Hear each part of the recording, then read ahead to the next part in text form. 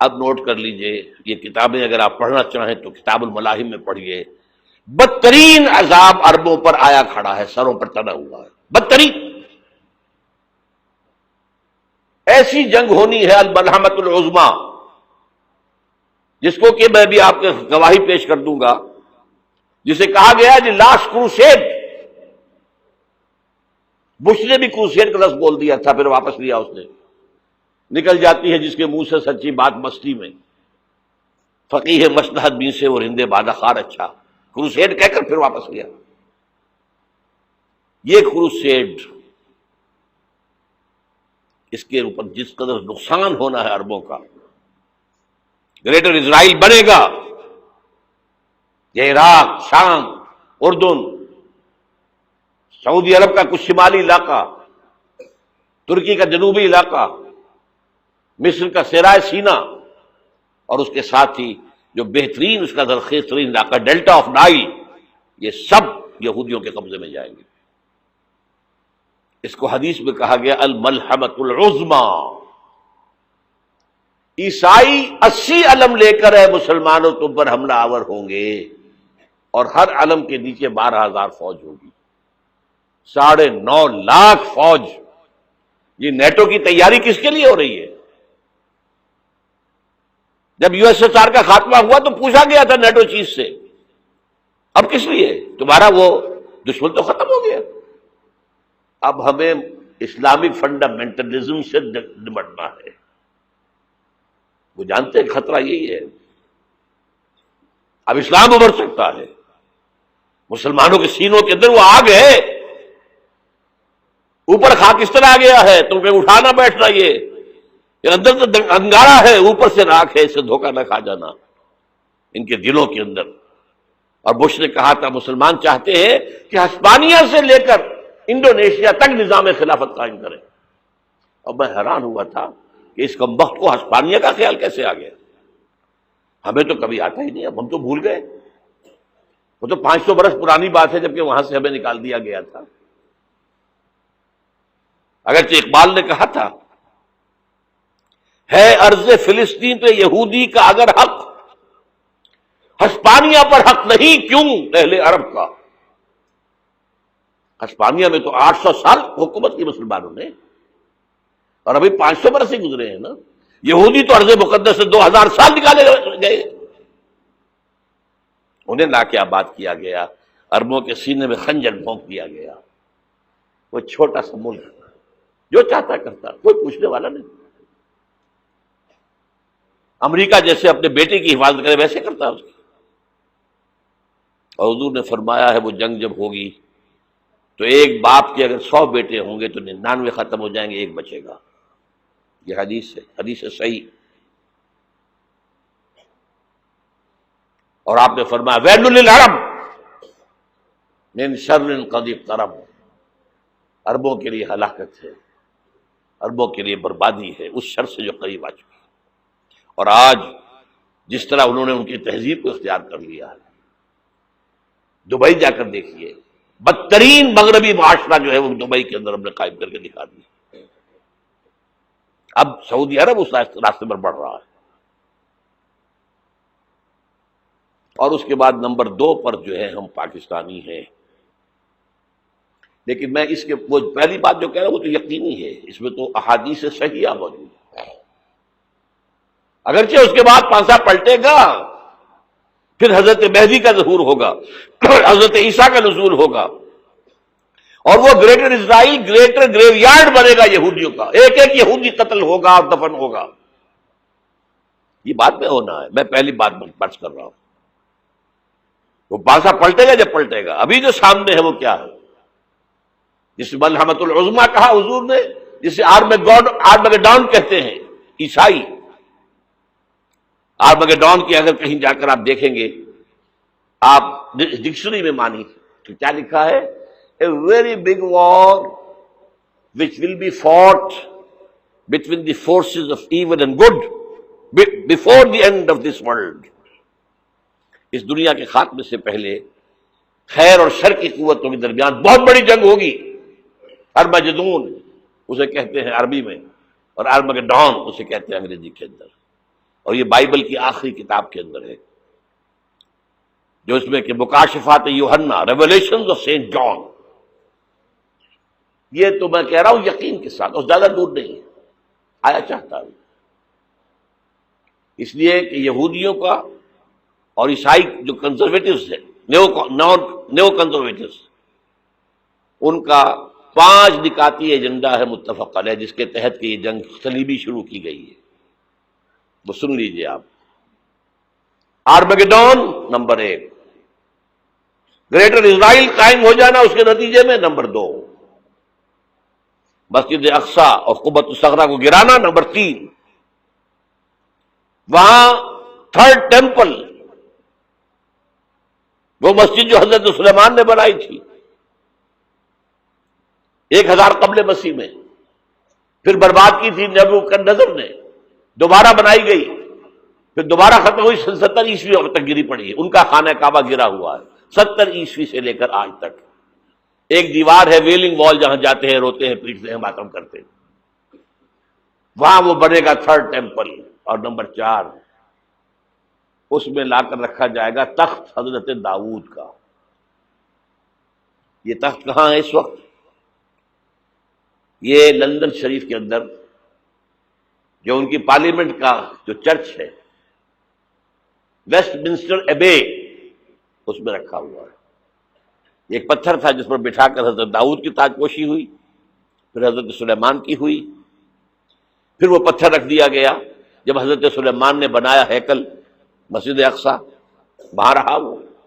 ہر بادشاہ جو تھا یہودی اسی کے اوپر بٹھا کر اس کی تاج پوشی ہوتی تھی. سن 70 میں ٹائٹس نے گرایا اسے، ہیکل کو، وہ پتھر لے گیا، وہاں سے روم گیا، روم سے آئرلینڈ گیا، آئرلینڈ سے اسکاٹ لینڈ آیا، اسکاٹ لینڈ سے انگلینڈ آیا، اور اب وہ رکھا ہوا ہے 14ویں صدی عیسوی سے آج تک. وہ ویسٹ منسٹر ایبے میں رکھا ہوا، ایک کرسی کی سیٹ میں اسے بنا دیا گیا ہے تخت کی شکل میں. اب انگریزوں میں کوئی ملکہ ہو، کوئی بادشاہ ہو جس کی بھی تاج پوشی ہونی اس میں ہوتی. یہ لا کر رکھا جائے گا تھرڈ ٹیمپل میں، اور اس پر یہودیوں کے خیال کے مطابق ان کا مسیحا آئے گا جو مسیح دجال ہوگا. عیسائیوں کے خیال کے مطابق حضرت عیسیٰ آئیں گے، وہ ہمارا بھی خیال ہے حضرت عیسیٰ آئیں گے علیہ السلام. بہرحال یہ تو بات کی باتیں ہیں نا. اس وقت جو میں عرض کر رہا ہوں، عربوں پر بہت بڑا عذاب، اور پاکستان کا معاملہ البتہ یہ ہے، میں یقین سے نہیں کہہ سکتا.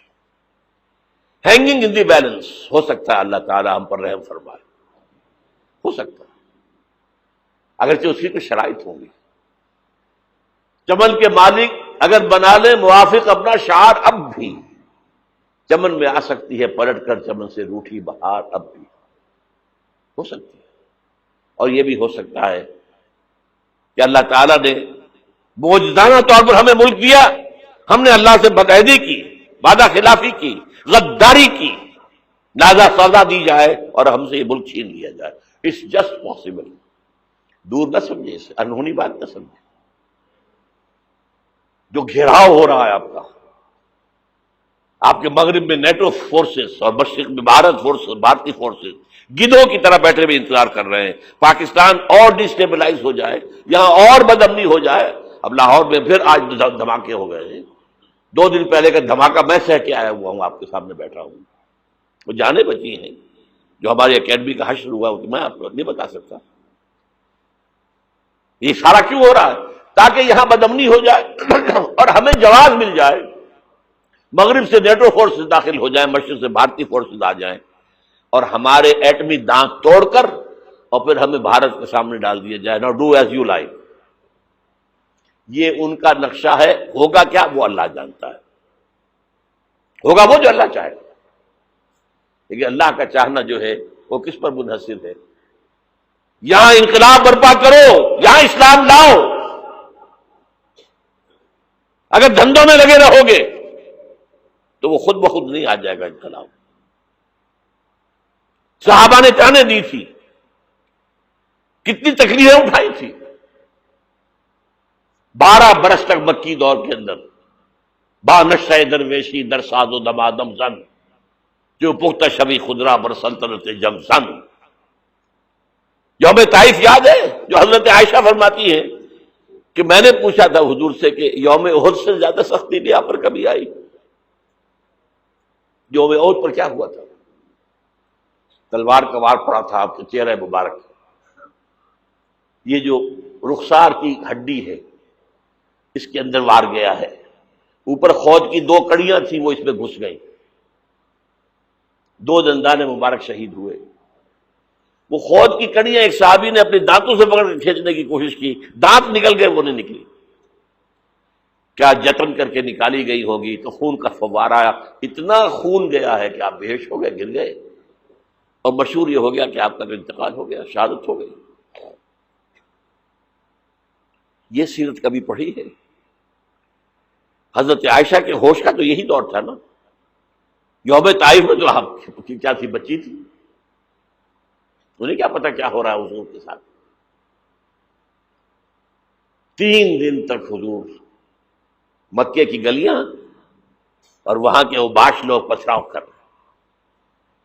گئے تھے اس امید میں کہ شاید وہاں کا کوئی سردار ایمان لے آئے، تو یہاں تو ابو طالب بھی فوت ہو گئے، یہی دنیاوی سہارا تھا، خاندانی سہارا تھا ابو طالب کے ذریعے، اور گھر میں ایک دلجوئی کرنے والی رفیقہ حیات تھی، وہ بھی، ان کا بھی انتقال ہو گیا۔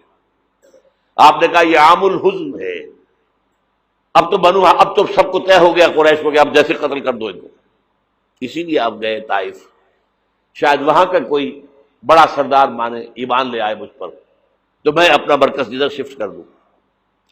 تینوں سے ملے ہیں، تینوں نے وہ جواب دیے، نکل جاؤ یہاں سے، میں تمہارے ساتھ بات بھی کرنے کو تیار نہیں۔ اچھا، تمہارے سوا کوئی نہیں ملا تھا اللہ کو نبی بنا کر بھیجنے کے لیے؟ دیکھو جاؤ، میں بات نہیں کرنا چاہتا، ہو سکتا ہے میں بے عزتی کر بیٹھوں، واقعی تم اللہ کے نبی ہو تو میں مارا جاؤں گا، جاؤ جاؤ جاؤ۔ یہ سلوک محبت کے ساتھ ہوا ہے۔ اور پھر چھوکروں کو، اسٹریٹ ارچنز جنہیں آپ کہتے ہیں، اشارہ کیا تھا، خبر لو ان کی، پتھراؤ ہو رہا ہے، ساتھ کوئی ہے ہی نہیں، ایک آدمی صرف، زید ابن حارثہ۔ اب سامنے سے پتھر آ رہے ہیں تو حضرت زید آگے آ جاتے ہیں، ڈھال بنتے ہیں، مجھے لگے پتھر حضور کو رہے، آپ پیچھے سے آ رہے ہیں، چاروں طرف سے تو ڈھال نہیں بن سکتا ایک شخص، جسم لہو لہان، خون جا کر جوتیوں میں جم گیا ہے، جوتی اتر نہیں۔ پھر وہاں سے واپسی پر جو دعا مانگی ہے، اللہم الیک اشکو ضعف قوتی وقلت حیلتی وہوانی علی الناس، اے اللہ تیری جناب میں فریاد لے کر آیا ہوں اپنی قوت کی کمی کا، اپنے وسائل کی کمی کا، اور جو ذلت و خواری ہو رہی ہے لوگوں کے سامنے، الا ملتقننی، مجھے کس کے حوالے کر دیا ہے، الا بعیدی یتجہمنی، یہ میرے اوپر ہجوم کر کے آ جائے، حملہ کریں، اور عدو من لگتا امرے، یہ دشمن کے حوالے میرا معاملہ کیا، جو چاہے کر دے وہ۔ لیکن پھر عبدیت غالب آتی ہے، ان لم یکن علی غضبک فلا ابالی، اللہ اگر تو ناراض نہیں ہے تو مجھے کوئی پرواہ نہیں، سر تقدیم خم ہے جو مزاج یار میں آئے، مجھے اندیشہ یہ ہے کہ تو ناراض تو نہیں ہو گیا۔ یہ تکلیفیں جھیلی ہے، سینکڑوں صحابہ نے جانوں کا نذرانہ پیش کیا ہے، احزاب کی جنگ میں فاقوں پر فاقے ہو رہے تھے، اور ان فاقوں کی حالت میں خندق کھودنے کا حکم ملا ہے، لوگوں کی کمریں دوہری ہو رہی ہیں، پتھر باندھے ہیں اپنے پیٹوں سے، اپنی چادروں کے ساتھ کس کر، کمر دوہری نہ ہو جائے۔ اور جب صحابہ کدالیں چلا رہے ہیں تو کیا کہہ رہے ہیں؟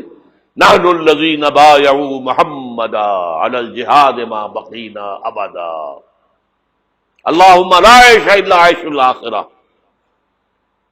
صحابہ کہتے تھے ہم وہ لوگ ہیں جنہوں نے محمد سے بیعت کی ہے کہ جہاد کرتے رہیں گے جب تک جان میں جان نکل جائے تو بات اور، جان ہے، چاہے ابھی بھوک سے کمر دوڑی ہوئی جا رہی، جان تو ہے۔ اور ایک دفعہ کہتے تھے اللہم لا عیش الا عیش الاخرہ، اللہ عیش، زندگی تو آخرت کی زندگی ہے۔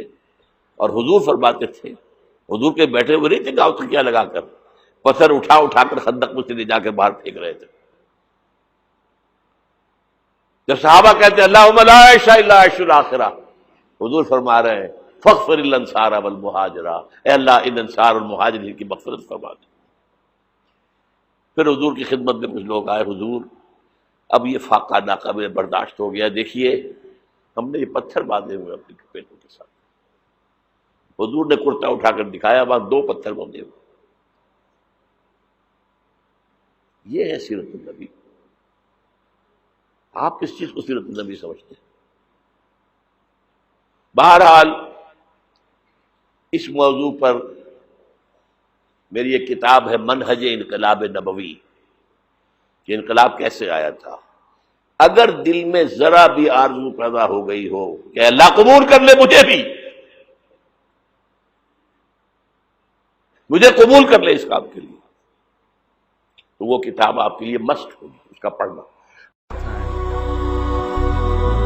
هي الحلقات تحفظني بآيات من القرآن، هي الحلقات تملأني بحب المصطفى العدنان، هي الحلقات تحفظني